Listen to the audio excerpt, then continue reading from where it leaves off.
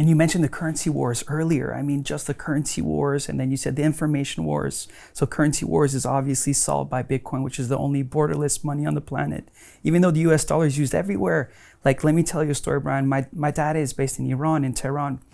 And when there was an embargo, when Trump imposed an embargo on Iran, one thing that people don't understand is you're not just stopping US dollar, you're not just cutting bank accounts, you're just cutting the entire country out of foreign business, right? So my dad lost his job. He had a really good job at an oil company that was exporting, lost his job, lost all of his bank accounts in the US and in Europe because he's an Iranian citizen. And guess what, Brian? The only way that I could send money to my dad, who's 76, getting old and cannot take care of himself anymore, was through Bitcoin. Wow. Because I sent that Bitcoin to him and he would bring it to a local exchange where they'd be able to transform the Bitcoin into Tuman and then spend his Tuman to go grocery shopping in Iran. So if people believe that Bitcoin is limited, it's the only borderless money on the planet. I mean, the US dollar is accepted in most countries. But we know last year, right, they printed 20% of total supply in 1 year, and Biden's going to do the same this year. How do you feel about the currency wars? Or are there any other global movements that make you realize that, okay, it's time for DeFi, it's time for Bitcoin? Are there any other?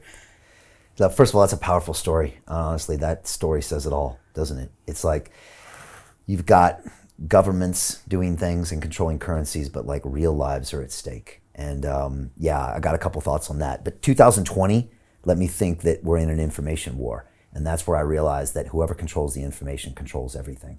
And that some actor in China or Russia could be your friend on Facebook that is getting you to do something or think a way that maybe you don't want to or you should. And that it's all about information. Whereas before, we're used to wars being fought with guns and threats and troops. Whereas now it's happening inside your own brain. And everybody has a vested interest in how you think. So that was mind-boggling, and I lived through it. And I was on Alex Jones' show, which is called InfoWars. And again, I'm a big fan of what Alex does just because he goes for it.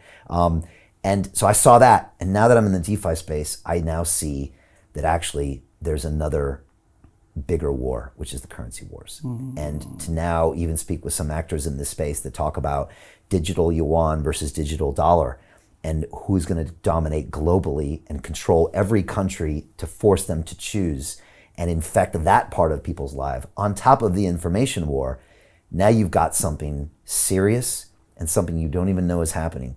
And it makes me really sit up and take notice. And your example with your dad is a perfect example. I like to make an example of my mom. My mom is 76 years old. She was a single mother that raised 3 children. She happened to buy a property 30 years ago and she learned to invest in property. Now she supports herself by renting out 25 properties that she owns in San Diego, and that's how she makes a living. She had the option of storing her extra money in an asset that would still be around because she lives in San Diego, California. I always think that there's a woman who's 76, who's in Nigeria or Ethiopia, who was a single mother, raised 3 kids, worked hard all of her life, but what were her options to save? A local currency that was devalued or abolished, a business that was seized by the government or taken away by a civil war or whatever. And so at the end of her life, what does she have? Nothing. And these 2 incredible women that lived incredible lives, that did amazing things, one has an option and one doesn't, until now. And as Michael Saylor would say it, Bitcoin is digital property. So now both of these incredible women can be storing value in a way that can't be taken away by a government. It can't be devalued by the massive printing of fiat currencies, which has been done during the pandemic to a mind-boggling amount and is done in every country since the Romans. And if you listen to what Jeff Booth just told me, every 100 years there's a reset, whether it's a war, whether it's a Russian Revolution or a Bastille Day, where even the rich lose. You know, I mean, again, Robert Kiyosaki is right. Rich people make money work for them until, they get their heads chopped off, in France, until there's a revolution, until there's a war and the currency's reset. So actually that human model has continued to fail for 2,000 years.